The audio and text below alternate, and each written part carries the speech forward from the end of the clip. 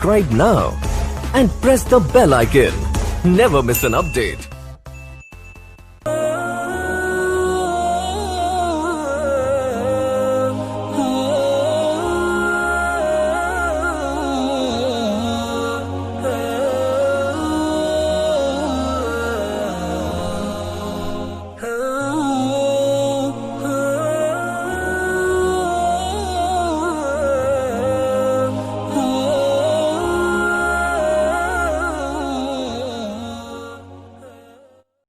معزز ناظرین کرام، السلام علیکم رحمۃ اللہ وبرکاتہ۔ سب سے پہلے آپ لوگوں سے گزارش ہے کہ ہمارے چینل دارالعلوم جیس کو سبسکرائب، شیئر اور لائک کر لیں۔ آج ہم اپنے اسٹوڈیو میں دارالعلوم جیس چینل میں حضرت مولانا محمد غیاث الدین صاحب قبلہ، مدرس دارالعلوم جیس، حضرت مولانا ذیشان صاحب مدرس دارالعلوم جیس کو مدعو کیے ہیں اور ان سے حسن اخلاق پر کچھ جانکاری حاصل کرنا چاہیں گے۔ ہمارا پہلا سوال ہے کہ ہمیں دوسروں کے ساتھ کیسا سلوک کرنا چاہیے۔ اس بات کو احادیث مبارکہ و آیت قرآنی کی روشنی میں ہمیں مولانا ذیشان صاحب سمجھائیں۔ معزز ناظرین کرام، السلام علیکم ورحمۃ اللہ وبرکاتہ۔ اللہ تبارک و تعالی قرآن کریم میں ارشاد فرماتا ہے، انما المؤمنون اخوہ، یقیناً مومن ایک دوسرے کے بھائی ہیں۔ اس میں ایمان کا ذکر ہے، بلا کسی تفریق رنگ و نسل کے، علاقائیت کے، بلکہ کہیں کا بھی ہو، ایمان والا ہے، مسلمان ہے، مومن ہے، اسے اللہ تبارک و تعالیٰ نے فرمایا کہ وہ آپس میں ایک دوسرے کے بھائی ہیں۔ یعنی کلمہ طیبہ کا اعتبار ہے کہ جس کے اندر بھی ایمان ہے، چاہے وہ کسی بھی نسل رنگ کے ہوں، وہ ایک دوسرے کے بھائی ہیں۔ اور یہ آیت کریمہ میں اس کا ذکر فرما کر بتایا کہ جس طریقے سے آپ ایک دوسرے کے ساتھ حسن سلوک خونی رشتہ دار کے ساتھ کرتے ہیں، ویسے ہی ایمانی رشتہ ہے، اس کی بنیاد پر ایک دوسرے کے ساتھ حسن سلوک کریں، ان کے غم میں شریک ہوں، ان کی خوشی میں شریک ہوں، ان کے ساتھ ہمیشہ ایک دوسرے کی مدد کریں۔ صحیح مسلم کی حدیث ہے کہ نعمان بن بشیر رضی اللہ تعالیٰ عنہ سے مروی ہے، میرے آقا نبی کریم صلی اللہ تعالیٰ علیہ وسلم ارشاد فرماتے ہیں، مثل المؤمنین فی توادہم و تراحمہم کمثل الجسد اذا اشتکا عضو منہ تداعی سائرہ بالحمى والسہر، کہ مومن کی مثال ایک دوسرے سے محبت کرنے میں، ایک دوسرے کے ساتھ رحم و کرم کرنے میں ایک جسم کی طرح ہے کہ جب جسم کا کوئی عضو، کوئی حصہ اگر بیمار ہو جائے، کوئی تکلیف سے پہنچ جائے، تو سارا جسم بخار اور شب بیداری میں گزارتا ہے۔ مطلب یہ ہے کہ جس طریقے سے جسم کے ایک ٹکڑے میں، ایک انگلی میں اگر کہیں تکلیف ہو تو اس غم کو سارا جسم محسوس کرتا ہے، ایسے ہی اگر کسی مومن کو کوئی تکلیف ہو، کسی مومن میں کوئی غم ہو، تو اس غم کو ہمیں محسوس کرنا چاہیے، ان کی تکلیف کو ہمیں تکلیف اپنی سمجھنی چاہیے، تاکہ ہم ان کی تکلیف میں ان کا ساتھ دے کر ہم ان کی مدد کریں، ان کی پریشانی کو دور کریں۔ اور اس کا فائدہ یہ ہے کہ اللہ تبارک و تعالیٰ کے حبیب نبی کونین صلی اللہ تعالی علیہ وسلم ارشاد فرماتے ہیں، واللہ فی عون العبد ما دام العبد فی عون اخیہ، کہ اللہ تبارک و تعالی بندے کی مدد کرتا رہتا ہے جب تک کہ وہ بندہ اپنے بھائی کی مدد کرتا رہتا ہے۔ یعنی جب تک ایک آدمی دوسرے آدمی کی مدد کرتا ہے، ایک مومن دوسرے مومن کی مدد کرتا ہے، تو وہ اللہ تبارک و تعالیٰ اس کی مدد کرتا ہے، اس کی پریشانی کو دور کرتا ہے۔ تو ہمیں چاہیے یہ کہ ہمیں اگر کوئی ضرورت مند دکھے، کوئی پریشان حال دکھے تو ہم ان کی ضرورت کو پوری کریں، ان کی مدد کریں، کہ اگر ہمیں کبھی ضرورت پڑ گئی، ہمیں کوئی مصیبت آ گئی، اس میں اللہ تبارک و تعالیٰ ہماری مدد فرمائے گا، ہماری ضرورت پوری کرے گا، ہمیں مصیبتوں سے نکالے گا۔ اس لیے ضروری یہ ہے کہ ایک دوسرے کی ہم مدد کریں۔ اور دوسری حدیث میں آقا نعمت رسول کریم صلی اللہ علیہ وسلم نے ارشاد فرمایا المؤمن للمؤمن کالبنیان یشد بعضہ بعضا، کہ ایک مومن دوسرے مومن کے لیے عمارت کی طرح ہے، کہ اس کا بعض کو مضبوط کرتا ہے۔ مثلا ایک عمارت کے اندر اینٹ ہے، ایک اینٹ دوسرے اینٹ کے لیے سہارا ہے، اور تب جا کر عمارت مضبوط بنتی ہے۔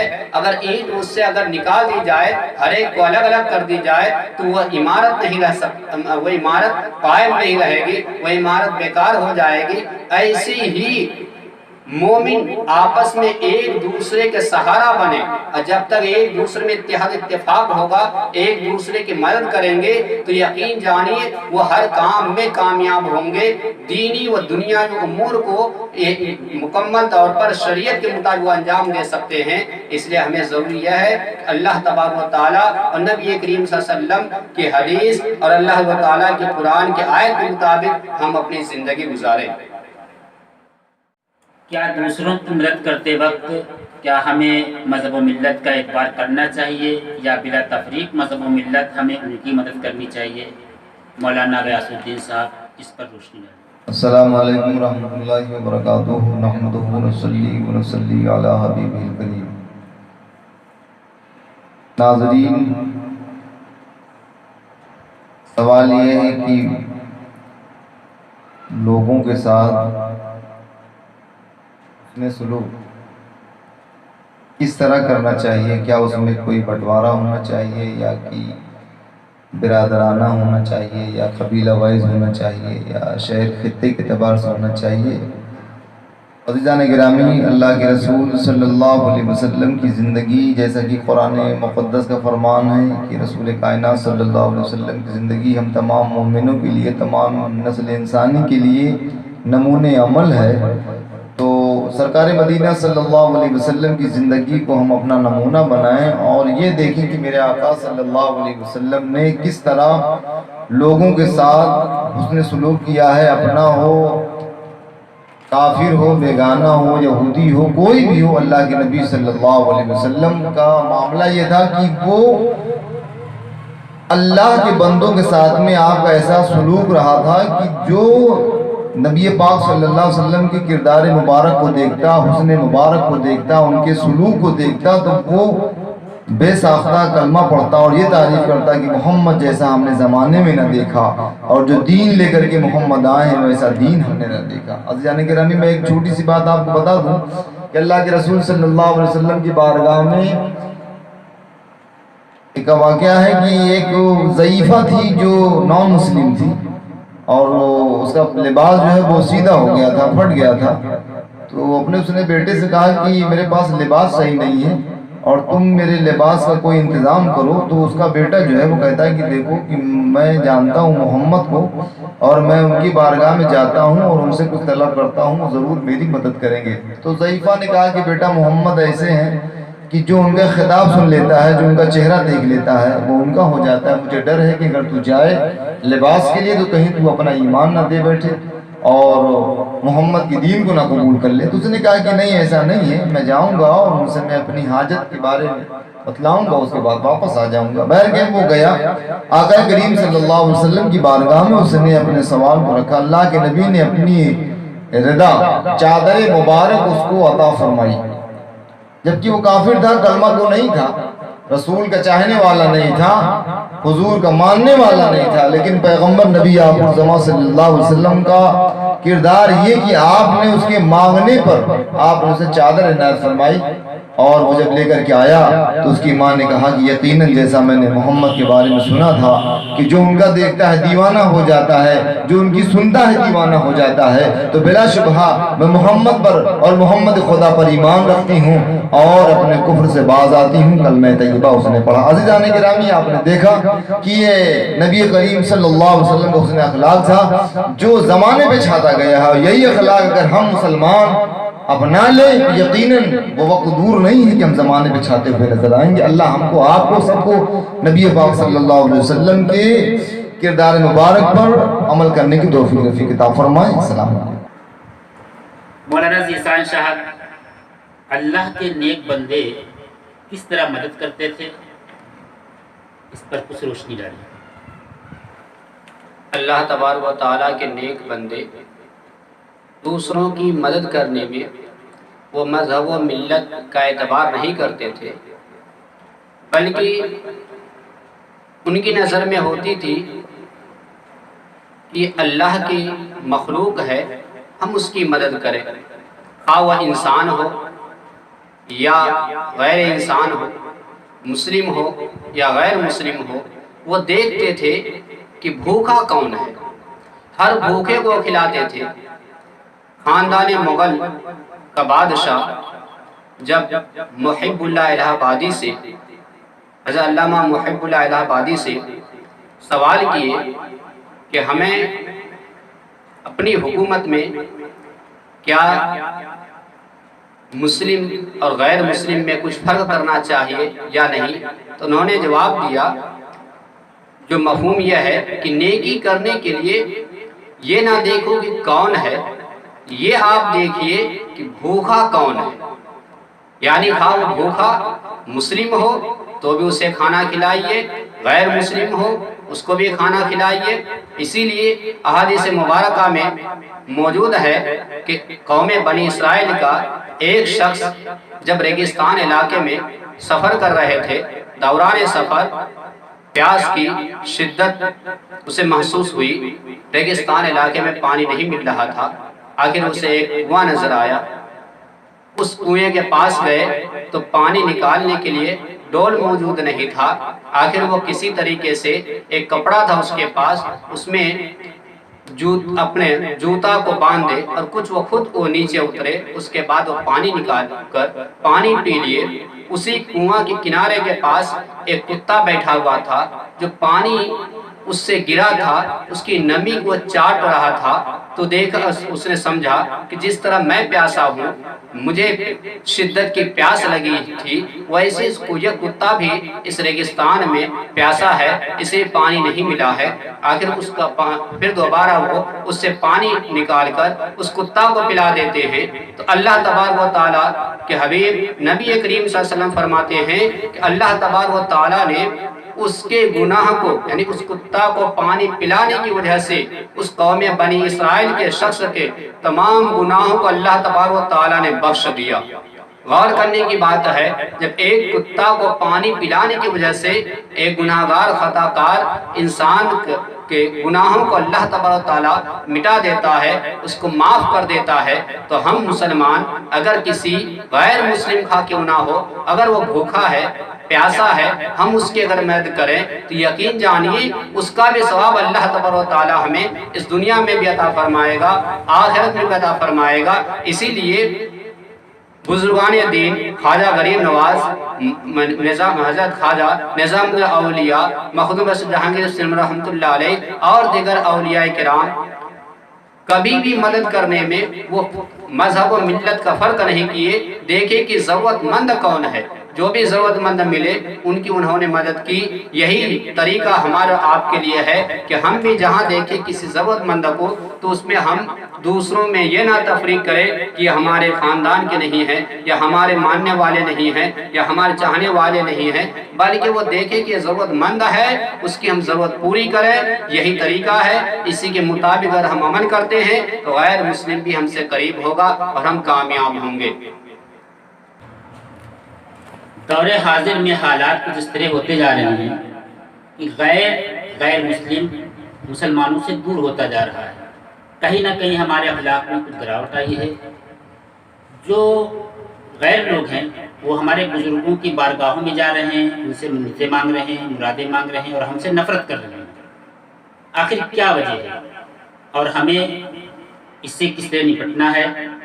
ہمیں غیر مسلموں کو، غیروں کو اپنے قریب کس طرح لانا ہے؟ ہم مولانا غیاث الدین صاحب سے گزارش کریں گے وہ اس چیز پر روشنی ڈالیں. ناظرین، سوال یہ ہے کہ جب ہم سے کوئی روٹھ جائے، ناراض ہو جائے، تو اس کو منانے کا کیا طریقہ ہے، اس کی دل جوئی کا کیا طریقہ ہے؟ عزیزان گرامی، سب سے بڑی بات جو ہے وہ ہماری زبان کا معاملہ ہے کہ اگر ہماری زبان کے اندر میٹھی گوئی ہے، بولنے کا صحیح طریقہ ہے، تو چاہے وہ مسلمان ہو یا غیر مسلم ہو، کوئی بھی ہو، وہ ہماری طرف مائل ہوگا. جیسے کہ ہمارے بزرگوں نے جو اسلام کو پھیلایا ہندوستان میں، تبلیغ کیا، تو ایسا تو تھا نہیں کہ لوگ آتے رہے اور لوگ کلمہ پڑھتے گئے. لوگوں نے بزرگوں پہ طنز بھی کیا، لعن طعن بھی کیا، ان پر ظلم بھی کیا، پریشان بھی کیا، لیکن انہوں نے ان کی تمام تر خطاؤں کو معاف فرما دیا، ان کی تمام تر خطاؤں کو درگزر کیا، اس لیے کہ یہ لوگ مذہب و ملت کے ماننے والے ہو جائیں، اسلام کے ماننے والے ہو جائیں، رسول کائنات صلی اللہ علیہ وسلم کی شریعت کے ماننے والے ہو جائیں. ان کا مشن یہ تھا کہ وہ ہمیشہ اپنے بزرگوں اور اپنے بڑوں کے طریقے کو لے کر کے چلتے رہے اور لوگ ذوق در ذوق کلمہ پڑھتے رہے. حضرت خواجہ نظام الدین اولیاء محبوب الہی رحمۃ اللہ علیہ کے دور میں آپ کی خانقاہ کے قریب ایک آبادی تھی جو کافروں کی آبادی تھی، یعنی غیر مسلموں کی آبادی تھی. اس میں دوپہر کا وقت تھا، آگ لگ گئی، اور جب آگ لگی تو شور مچا، لوگ دوڑے. تو خواجہ نظام الدین اولیاء رحمۃ اللہ علیہ اپنے بالائے خانہ پہ چڑھے اور آپ نے اس کا منظر دیکھا. خواجہ امیر خسرو کو بلایا اور فرمایا کہ جائیں اور فوراً جا کر کے ان کی آبادی میں جو گھروں میں آگ لگے ہوئے ہیں ان سے بجھائیں اور ان کے لیے کھانے پینے کا اہتمام کریں. تمام جو خانقاہ میں مشائخ اور خلفاء موجود تھے سب گئے اور سب نے آگ بجھائی، اور آگ بجھانے کے بعد خواجہ نظام الدین اولیاء کے حکم پر ان کے یہاں 2 دن کا راشن دیا گیا تاکہ وہ اطمینان کے ساتھ اپنے معاملات کو اچھا بنا لے اور ان کے دل کو قرار آ جائے. حضرت خواجہ نظام الدین یہ منظر دیکھ رہے تھے، دھوپ کی شدت تھی. حضرت خواجہ امیر خسرو فرماتے ہیں کہ حضور آپ نیچے تشریف لے آئیں، آپ نے کچھ کھایا نہیں، آپ کچھ کھا لیں. حضرت خواجہ نظام فرماتے ہیں کہ تم مجھے کھانے کی بات کرتے ہو، تم میری گرمی کو دیکھ رہے ہو کہ میں دھوپ کی تمازت برداشت کر رہا ہوں، دھوپ میں جل رہا ہوں. کیا تمہیں یہ نہیں دکھائی دیتا کہ وہ غریبوں کے دل جل رہے ہیں، جن کے مکان جلے ہیں اور وہ انہوں نے اپنے ہوش کھو دیے ہیں؟ تو کیا تمہیں ان کی فکر نہیں ہے؟ تم میری فکر کرتے ہو جبکہ ان کا دل ابھی مطمئن نہیں ہوا ہے. اور ان کے لیے ٹھنڈے پانی کا اہتمام کرو، کھانے کا اہتمام کرو. تو عزیزان گرامی، یہ ہمارے مشائخ کا طریقہ رہا ہے کہ ان کی دلجوئی کے لیے آپ نے ان کے لیے کھانے کا اہتمام کیا، پانی پینے کا اہتمام کیا ہے. اور رہی بات اب کہ اگر آپ سے کوئی ناراض ہو جائے تو اسے منایا کیسے جائے؟ تو اس کو منانے کا طریقہ یہ ہے کہ آپ اپنے آپ کو بڑا نہ سمجھیں کہ میں بڑا ہوں، میں اس سے کیوں معافی مانگوں، میں اس کے سامنے کیوں ہاتھ جوڑوں، میری شان گھٹ جائے گی. عزیزان گرامی، جبکہ اللہ کے رسول صلی اللہ علیہ وسلم نے فرمایا کہ تم میں سے جب 2 شخص کے مابین لڑائی ہو اور اس میں بولنے میں دوسرا پہل کرتا ہے تو اللہ تعالیٰ اس سے راضی ہوتا ہے اور اس کو اللہ تعالیٰ اس کو بے عطا ثواب عطا فرماتا ہے. عزیزان گرامی، تو جو کسی سے مصافحہ پہلے کرے، پہلے سلام کرے تو اس کے گناہ بخش دیے جاتے ہیں، اس کے نیکی میں اضافہ ہو جاتا ہے.